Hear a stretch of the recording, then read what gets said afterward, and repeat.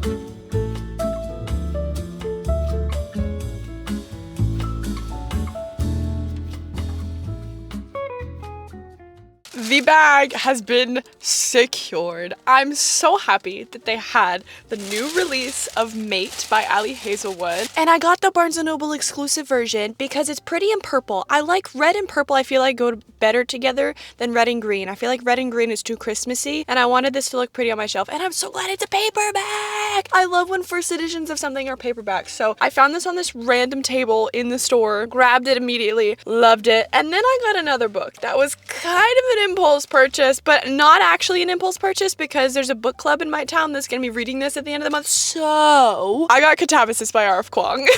I'm actually really excited to read this. I've heard nothing but good things about it, and it was $3 off because they're doing like an opening special or whatever. There was like double stamps today and the whole shebang. And that Barnes & Noble was huge, but it felt like when you were inside there, it was still cozy. They had these chairs sit around everywhere and like in the middle of some of the sections with little tables. The cafe area was huge. I'm actually probably gonna come here and sit because it was so big, and I really like that it was so open and there was space to do like whatever you need to, because I feel like sometimes if cafes are too cramped, it's really awkward to go sit and do your stuff. But I had fun. Again, I'm a little overstimulated right now, so if I seem a little worked up, that's probably why. There was a lot of people, a lot of kids too. I forgot that it's fall break right now. So thank the Lord I did not go at 9 a.m. because if it was still busy at, what time is it right now? It's 11:18. So I've been here for like maybe an hour, not even. The store's been open for about 2 hours. So I'm glad I went. I at first was like running around. I was like, where's fantasy? Where's the fantasy? I gotta find the fantasy. I gotta find the section